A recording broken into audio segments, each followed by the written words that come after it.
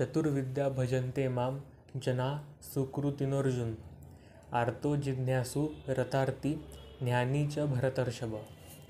हे भरतश्रेष्ठ अर्जुना, 4 प्रकारचे पुण्यात्मा माझी भक्ती करीत असतात: आर्त, अज्ञार्थी, जिज्ञासू आणि ज्ञानी. तात्पर्य: दुष्कृती लोकांहून एकदम विपरीत असे हे लोक शास्त्रांच्या विधिविधानांचे दृढपणे पालन करतात आणि म्हणून यांना सुकृतीन असे म्हणतात.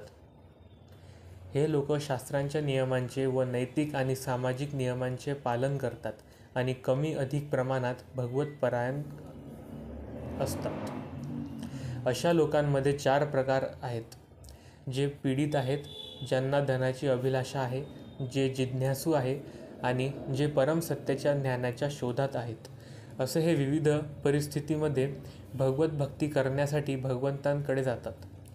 ते शुद्ध भक्त नसतात, कारण भगवत भक्ती करण्यामागे त्यांना आपली इच्छापूर्ती करून घेण्याची इच्छा असते. शुद्ध भक्ती ही आकांक्षा आणि भौतिक लाभेच्छारहित असते. भक्ती रसामृत सिंधूमध्ये भक्तीची व्याख्या पुढील प्रमाणे करण्यात आली आहे: अज्ञाभिलाषिताशून्य ज्ञानकर्मादनावृत आनुकूल्येन कृष्णानुशीलन भक्तिरुत्तमा. ज्ञान, सकाम कर्म आणि भौतिक लोभेच्छेने रहित होऊन मनुष्याने भगवान श्रीकृष्णांची अनुकूल रूपाने दिव्य प्रेममयी सेवा केली पाहिजे. यालाच शुद्ध भक्ती असे म्हणतात. जेव्हा हे 4 प्रकारचे लोक भगवत भक्तीसाठी भगवंतांकडे येतात आणि शुद्ध भक्ताच्या संगतीत राहून शुद्ध होतात, तेव्हा ते सुद्धा शुद्ध भक्त बनतात. दुष्कृतींचा विचार केल्यास त्यांचे जीवन स्वार्थी, अनियमित आणि आध्यात्मिक ध्येयरहित असल्याकारणाने त्यांच्यासाठी भगवत भक्ती ही अत्यंत कठीण असते. परंतु यांच्यातील काहीजण जेव्हा योगायोगाने शुद्ध भक्ताच्या सहवासात येतात, तेव्हा ते सुद्धा शुद्ध भक्त बनतात. जे लोक नेहमी सकाम कर्म करण्यामध्ये व्यग्र असतात, ते संकटसमयी भगवंतांकडे येतात आणि त्यावेळी शुद्ध भक्तांच्या सहवासामुळे ते संकटकाळी भगवत भक्त बनतात. जे वैफल्यग्रस्त असतात, ते सुद्धा कधीकधी शुद्ध भक्ताच्या सहवासात येतात आणि भगवत ज्ञानामध्ये जिज्ञासू होतात. त्याचप्रमाणे जेव्हा शुष्क ब्रह्मज्ञानी ज्ञानाच्या प्रत्येक मार्गामध्ये विफल होतात, तेव्हा ते भगवंतांकडे भगवत भक्ती करण्यासाठी येतात. याप्रमाणे ते निर्विशेष ब्रह्म आणि परमात्माच्या ज्ञानाच्याही अतीत होतात आणि भगवंत किंवा शुद्ध भक्ताच्या कृपेने त्यांना भगवंतांच्या साकार रूपाचा बोध होतो. एकंदरीत जेव्हा आर्त, जिज्ञासू, अज्ञार्थी आणि ज्ञानी असे भौतिक कामनांतून मुक्त होतात आणि जेव्हा त्यांना पूर्णपणे समजून येते की भौतिक लाभाचा आध्यात्मिक उन्नतीशी मुळीच संबंध नाही, तेव्हा ते शुद्ध भक्त बनतात. जोपर्यंत अशी शुद्धावस्था प्राप्त होत नाही, तोपर्यंत भगवंतांची दिव्य प्रेममयी सेवा करणारे भक्त सकाम कर्म किंवा भौतिक ज्ञानप्राप्तीच्या इच्छेने दूषित असतात. म्हणून शुद्ध भगवत भक्ती प्राप्त होण्यापूर्वी मनुष्याने या सर्व गोष्टींतून पार पडणे आवश्यक आहे. तेषां ज्ञानी नित्ययुक्त एकभक्ती विशिष्यते प्रियो हि ज्ञानिनो त्यर्थमहं च स मम प्रिय. यापैकी जो पूर्ण ज्ञानी आहे आणि नित्य भगवत भक्तीमध्ये युक्त आहे, तो सर्वोत्तम आहे, कारण मी त्याला अत्यंत प्रिय आहे आणि तो मला अत्यंत प्रिय आहे. तात्पर्य: सर्व भौतिक कामनांच्या कल्मशांतून मुक्त झाल्यावर आर्त, जिज्ञासू, निर्धन आणि ज्ञानी हे सर्वजण शुद्ध भक्त होऊ शकतात. परंतु त्यांपैकी ज्याला परमसत्याचे ज्ञान आहे आणि जो सर्व भौतिक इच्छातून मुक्त झाला आहे, तो खरोखरच विशुद्ध भगवत भक्त होतो. या 4 प्रकारच्या सुकृती लोकांपैकी जो भक्त पूर्ण ज्ञानी आहे आणि त्याचबरोबर भक्तीमध्ये युक्त आहे, तो भगवंतांनी सांगितल्याप्रमाणे सर्वोत्तम आहे. ज्ञान प्राप्त केल्यावर मनुष्याला आपण आपल्या भौतिक शरीराहून भिन्न आहोत याची अनुभूती होते आणि जेव्हा तो अधिक उन्नत होतो, तेव्हा त्याला निर्विशेष ब्रह्म आणि परमसत्याचे ज्ञान होते. जेव्हा मनुष्य पूर्णपणे शुद्ध होतो, तेव्हा आपण भगवंतांचे शाश्वत सेवक आहोत व हीच आपली स्वरूपस्थिती असल्याचा त्याला साक्षात्कार होतो. म्हणून शुद्ध भक्ताच्या संगतीमुळे जिज्ञासू, पीडित, भौतिक उन्नतीच्या मागे लागलेला आणि ज्ञानी हे सर्वजण शुद्ध होतात. परंतु प्रारंभिक अवस्थेत ज्याला भगवंतांचे पूर्ण ज्ञान आहे, त्याचबरोबर जो भगवंतांची भक्तिपूर्ण सेवा करतो तो भगवंतांना अत्यंत प्रिय असतो. ज्याला भगवंतांच्या दिव्यतेचे शुद्ध ज्ञान आहे तो भक्तियोगामुळे इतका सुरक्षित झालेला असतो की त्याला सांसारिक दोष स्पर्शही करू शकत नाही. उदाराः सर्व ऐवेते ज्ञानी त्वामेव मे मतम् आस्थितः सही युक्तात्मा मावेवा नुक्तमा गतिम. निसंशय हे सर्व भक्त उदार आहेत, परंतु जो माझ्या ज्ञानामध्ये स्थित झाला आहे त्याला मी माझ्या स्वतःप्रमाणेच मानतो. माझ्या दिव्य सेवेमध्ये युक्त झाल्यामुळे तो नक्कीच माझी सर्वोच्च आणि सर्वोत्तम लक्ष्याची प्राप्ती करतो.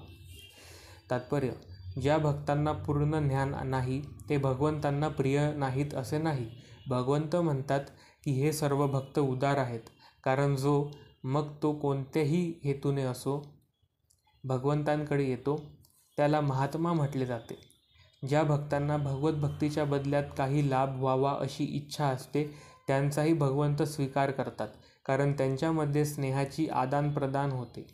स्नेहामुळे हे भगवंतांकडे भौतिक लाभाची याचना करतात आणि जेव्हा त्यांना लाभप्राप्ती होते तेव्हा ते इतके तृप्त होतात की ते भक्तीमध्येही उन्नत होतात. परंतु जो भक्त पूर्ण ज्ञानाने युक्त असतो तो भगवंतांना अत्यंत प्रिय असतो, कारण प्रेम आणि भक्तिभावाने भगवंतांची सेवा करणे हाच केवळ त्याचा उद्देश असतो. असा भक्त भगवंतांच्या निकट सान्निध्यावाचून किंवा भगवंतांची सेवा केल्यावाचून क्षणभरही राहू शकत नाही. तसेच भगवंतांनाही आपला भक्त अत्यंत प्रिय असतो आणि म्हणून भगवंतांना आपल्या भक्तापासून वेगळे राहावत नाही. श्रीमद भागवतात भगवंत सांगतात की सावधो हृदयमहं साधूनां हृदयं तुहं मदन्यते न जानन्ति नाहं तेभ्यो मनागपि. भक्त सदैव माझ्या हृदयात आहेत आणि मी सदैव त्यांच्या हृदयात आहे. भक्त माझ्या व्यतिरिक्त इतर काहीही जाणत नाही आणि मी सुद्धा भक्ताला विसरू शकत नाही. मी आणि माझ्या शुद्ध भक्तांमध्ये अत्यंत निकट प्रेमाचा संबंध असतो. पूर्ण ज्ञानाने युक्त असे शुद्ध भक्त भगवत भक्तीपासून कधीच दूर राहत नाही आणि म्हणून ते मला अत्यंत प्रिय आहेत. बहुनां जन्मजन्मान्ते ज्ञानवान्मा प्रपद्यते वासुदेव सर्वमिति स महात्मा सुदुर्लभ. अनेकानेक जन्म आणि मृत्यूनंतर ज्याला वास्तविक ज्ञान होतो तो मी अस्तित्वातील सर्व गोष्टींच्या कारणांचे परमकारण असल्याचे जाणून मला शरण येतो, असा महात्मा अत्यंत दुर्लभ असतो. तात्पर्य: अनेकानेक जन्मानंतर भक्तिपूर्ण सेवा किंवा दिव्य अनुष्ठाने करताना जीवाला पुरुषोत्तम श्री भगवान हेच आध्यात्मिक साक्षात्काराचे अंतिम लक्ष्य असल्याचे दिव्य विशुद्ध ज्ञान होऊ शकते व त्या ज्ञानामध्ये तो स्थित होऊ शकतो. आध्यात्मिक साक्षात्काराच्या प्रारंभावस्थेमध्ये मनुष्य जेव्हा भौतिक आसक्तींचा त्याग करण्याचा प्रयत्न करीत असतो तेव्हा निर्विशेषवादाकडे त्याचा थोडासा कल असतो. परंतु जेव्हा तो अधिक प्रगती करतो तेव्हा तो जाणू शकतो की आध्यात्मिक जीवनातही कर्म करणे आवश्यक असते व हे कर्म म्हणजेच भक्तिपूर्ण सेवा होय. याचा साक्षात्कार झाल्यामुळे तो भगवंतांवर आसक्त होतो आणि त्यांना शरण जातो. अशा वेळी त्याला समजू शकते की भगवान श्रीकृष्णांची कृपा म्हणजेच सर्वस्व आहे. ते सर्व कारणांचे मूळ कारण आहेत आणि ही प्राकृत सृष्टी त्यांच्यापासून स्वतंत्र नाही. भौतिक जग म्हणजे आध्यात्मिक वैविध्यतेचे विकृत प्रतिबिंब आहे आणि प्रत्येक गोष्ट भगवान श्रीकृष्णांशी संबंधित आहे याचा त्याला असा साक्षात्कार होतो. याप्रमाणे तो सर्व गोष्टी वासुदेव किंवा श्रीकृष्णांशी संबंधित पाहतो. अशी वासुदेवमयी सर्वव्यापी दृष्टी झाल्यावर तो भगवान श्रीकृष्णांना जीवनाचे परम लक्ष्य मानून पूर्णपणे शरण जातो. असे शरणागत महात्मे अत्यंत दुर्लभ असतात. या श्लोकाचे विवरण श्वेताश्वरोपनिषदाच्या 3ऱ्या अध्यायात आणि सुंदर रीतीने करण्यात आले आहे. सहस्रशीर्षा पुरुषः सहस्राक्ष सहस्रपात स भूमि विश्वतो वृत्वा त्वा तिष्ठदं दशांगुलं पुरुष एवेदं सर्व यदभूतं यच्च भव्यय उतामृत त्वसेशाणो यदन्ने नातिरोहति. छांदोग्य उपनिषदात सांगण्यात आले आहे की न वै वाचो न चक्षुषी न श्रोत्राणि न मनांसि त्या चक्षते प्राण इति एवा चक्षते प्राणो हैवेतानि सर्वाणि भवन्ति. मनुष्याच्या देहामधील बोलण्याची शक्ती, पाहण्याची शक्ती, ऐकण्याची शक्ती किंवा विचार करण्याची शक्ती यांपैकी कोणतीही शक्ती प्रधान नाही. जीवन किंवा चेतना हीच सर्व कार्यांचे केंद्रबिंदू आहे. त्याचप्रमाणे श्री वासुदेव किंवा भगवान श्रीकृष्ण हेच सर्व गोष्टींमधील प्रधान तत्व आहे. या देहामध्ये बोलण्याची शक्ती, ऐकण्याची शक्ती, मानसिक कार्य करण्याची शक्ती इत्यादी शक्ती आहेत. पण या शक्ती जर भगवंतांशी संबंधित नसतील तर त्यांना काहीच महत्त्व नाही. वासुदेव हे सर्वव्यापी आणि सर्व काही असल्यामुळे भक्त पूर्ण ज्ञानाने युक्त होऊन त्यांना शरण जातो. कामैस्ते स्तेहत ज्ञाना प्रपद्यन्ते न्यदेवता तं तं नियममास्थाय प्रकृत्या नियतः स्वया. ज्यांचे ज्ञान भौतिक कामनांनी हिरावलेले आहे ते अन्य देवदेवतांना शरण जातात आणि आपल्या स्वभावानुसार आराधनेच्या विशिष्ट विधिविधानांचे पालन करतात. तात्पर्य: जे सर्व भौतिक कल्मशांतून मुक्त झाले आहे ते भगवंतांना शरण जाऊन त्यांच्या प्रेममय सेवेमध्ये युक्त होतात. जोपर्यंत भौतिक कल्मश पूर्णपणे नाहीशी होत नाहीत तोपर्यंत ते स्वभावतच अभक्त असतात. परंतु जे केवळ भौतिक इच्छांप्राप्तीसाठी भगवंतांचा आश्रय घेतात ते सुद्धा बाह्य प्रकृतीद्वारे आकर्षित होत नाहीत, कारण ते वास्तविक ध्येयप्राप्तीच्या प्रयत्नात असतात आणि म्हणून ते लवकरच सर्व भौतिक कामवासनांतून मुक्त होतात. श्रीमद भागवतात सांगण्यात आले आहे की मनुष्य सर्व भौतिक कामवासनांतून मुक्त होतात. श्रीमद भागवतात सांगण्यात आले आहे मनुष्य सर्व भौतिक वासनांतून मुक्त असो किंवा सर्व भौतिक वासनांनी परिपूर्ण असो किंवा भौतिक कल्मशांतून मुक्त होण्याची त्याला इच्छा असो, सर्व बाबतीत त्याने श्री वासुदेवांना शरण जाऊन त्यांची आराधना केली पाहिजे. श्रीमद भागवतात सांगितले आहे की अकाम सर्व कामो वा मोक्षकाम उदारथी तीव्रेण भक्तियोगेन यजेत पुरुषं परम. ज्या अल्पबुद्धी लोकांनी आपली आध्यात्मिक जाणीव गमावली आहे ते तात्काळ भौतिक इच्छापूर्ती होण्यासाठी देवदेवतांना आश्रय घेतात. सामान्यतः असे लोक भगवंतांचा आश्रय घेत नाहीत, कारण ते रजोगुण आणि तमोगुणात स्थित असतात आणि म्हणून ते निरनिराळ्या देवतांची उपासना करतात. विशिष्ट विधिविधानांचे पालन करण्यातच ते समाधानी असतात. देवतांचे पूजक ते तुच्छ अशा आकांक्षांनी प्रेरित झालेले असतात आणि त्यांना परमलक्ष्याची प्राप्ती कशी करावी हे माहीत नसते. परंतु भगवत भक्त त्यांच्याप्रमाणे चुकीच्या मार्गाने जात नाही. वेदांमध्ये निरनिराळ्या हेतूंप्रित्यर्थ निरनिराळ्या देवतांची पूजा करण्यास सांगण्यात आले आहे. उदाहरणार्थ, रोगी मनुष्यास सूर्योपासना करण्यास सांगितली आहे. म्हणून जे भगवत भक्त नाहीत त्यांना वाटते की विशिष्ट हेतुप्राप्ती करून घेण्यासाठी देवदेवता या भगवंतांपेक्षा श्रेष्ठ आहेत. परंतु विशुद्ध भक्ताला माहीत असते की भगवान श्रीकृष्ण हे सर्वेश्वर आहेत.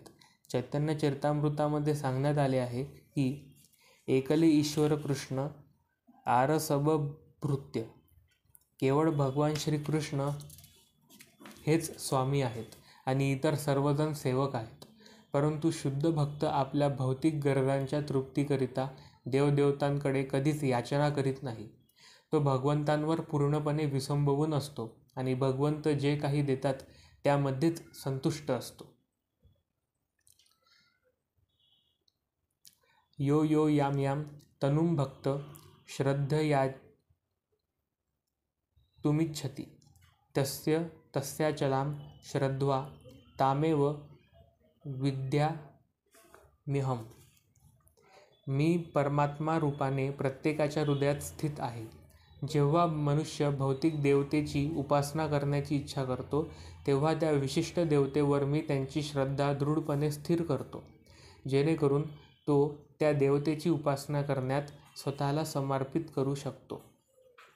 तात्पर्य: परमेश्वराने प्रत्येकाला स्वातंत्र्य दिले आहे, म्हणून जर मनुष्याला भौतिक सुखोपभोग प्राप्त करण्याची इच्छा असेल आणि खरोखरच अशा सुविधा जर त्याला भौतिक देवतांकडून प्राप्त करून घ्यावयाच्या इच्छा असेल, तर प्रत्येकाच्या हृदयामध्ये परमात्मा रूपाने स्थित असलेले भगवंत त्या मनुष्याची इच्छा जाणतात आणि त्याला सर्व सुविधा उपलब्ध करून देतात. सर्व जीवांचे परमपिता या नात्याने भगवंत जीवाच्या स्वातंत्र्यामध्ये हस्तक्षेप करीत नाही.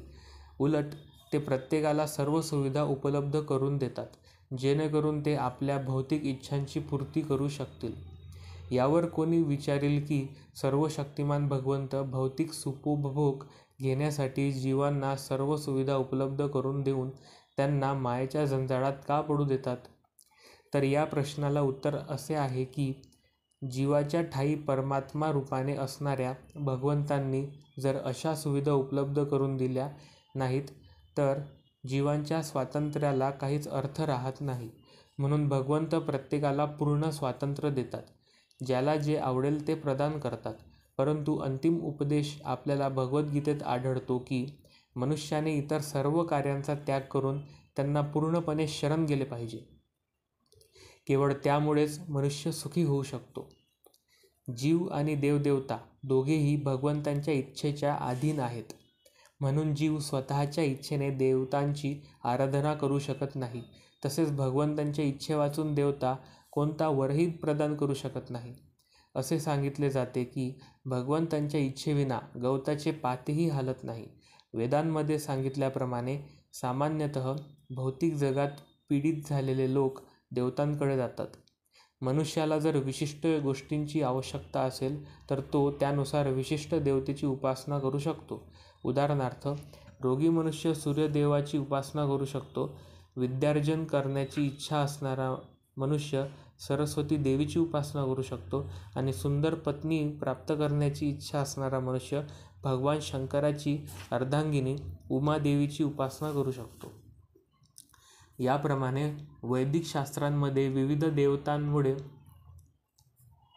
देवतांनुसार विविध प्रकारचे उपासना विधी सांगण्यात आले आहे. जीवाला विशिष्ट सुखाचा उपभोग घ्यायचा असल्याकारणाने भगवंत त्या जीवाला विशिष्ट देवतेकडून तो वर प्राप्त करून घेण्यासाठी प्रबळ इच्छेने प्रेरित करतात. याप्रमाणे अभिष्ट वर प्राप्त करून घेण्यात जीव यशस्वी होतो. विशिष्ट देवतांप्रित्यर्थ करणारा जीवाचा विशिष्ट पूजाभावही भगवंतच नियोजित करतात. अशा प्रकारचा भाव देवतांसुद्धा जीवांमध्ये निर्माण करू शकत नाही. परंतु पुरुषोत्तम भगवान श्रीकृष्ण सर्वांच्या अंतर्यामी उपस्थित असणारे परमात्मा असल्यामुळे ते मनुष्याला विशिष्ट देवतेची उपासना करण्याची प्रेरणा देतात. वस्तुतः देवदेवता या भगवंतांच्या विराट रूपी शरीराचे निरनिराळे भाग आहेत आणि म्हणून त्यांना स्वातंत्र्य नसते. वेदांमध्ये सांगण्यात आले आहे की भगवंत परमात्मा रूपाने देवतांच्याही हृदयामध्ये स्थित आहेत. म्हणून ते देवतांद्वारे जीवाच्या इच्छा पूर्ण करण्याची व्यवस्था करतात. परंतु जीव आणि देवता दोघेही भगवंतांच्या इच्छेवर विसंबून आहेत. जीव आणि देवता स्वतंत्र नाहीत. स तया श्रद्धया युक्तस्त स्याराधनमिहते लभते च तत कामान्मयेव विहितानि तान्. अशा श्रद्धेने युक्त होऊन तो विशिष्ट देवतेची कृपा संपादन करण्याचा प्रयत्न करतो आणि आपली इच्छित भोग प्राप्त करतो. परंतु वस्तुतः हे लाभ केवळ मीच प्रदान करतो. तात्पर्य: भगवंतांच्या अनुमती वाचून देवता आपल्या भक्तांना वरदान देऊ शकत नाही. सर्व काही भगवंतांच्या मालकीचे आहे. याचे विस्मरण जीवाला होऊ शकते, परंतु देवतांना होत नाही. म्हणून देवतांची उपासना आणि लोभेच्छांची प्राप्ती ही देवतांमुळे होत नाही, तर भगवंतांच्या अनुमतीने होत असते. अल्पज्ञानी जीवाला याचे ज्ञान नसते, म्हणून तो लाभप्राप्तीकरिता मूर्खपणाने देवतांकडे जातो. परंतु शुद्ध भगवत भक्ताला जेव्हा कशाची गरज असते तेव्हा तो भगवंतांचीच प्रार्थना करतो. तरीही लाभप्राप्तीची इच्छा करणे हे शुद्ध भक्ताचे लक्षण नव्हे. सामान्यतः जीव हा देवतांना शरण जातो, कारण तो आपल्या कामवासनांची तृप्ती करण्यामध्ये अत्यंत आसक्त झालेला असतो. असे घडण्याचे कारण म्हणजे जीव अयोग्य गोष्टींची इच्छा करतो आणि भगवंत स्वतः अशा प्रकारची इच्छा तृप्त करीत नाही.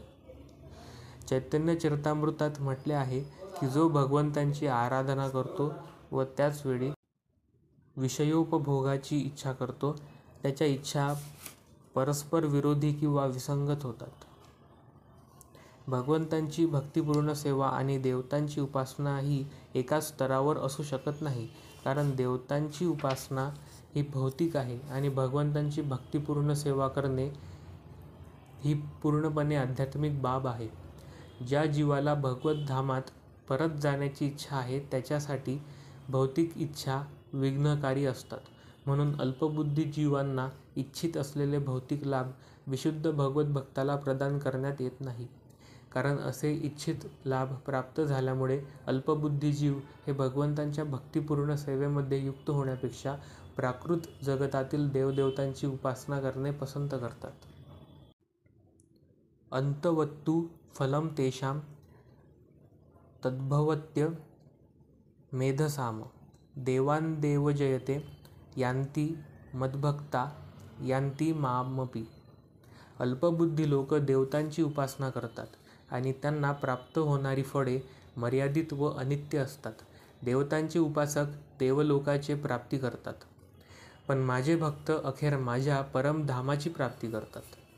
तात्पर्य: भगवद्गीतेवरील काही भाष्यकार म्हणतात की देवतांची उपासना करणाऱ्या मनुष्याला भगवत प्राप्ती होऊ शकते, परंतु या ठिकाणी स्पष्टपणे सांगण्यात आले आहे की देवतांचे उपासक हे निरनिराळ्या देवता स्थित असलेल्या निरनिराळ्या देवलोकांची प्राप्ती करतात.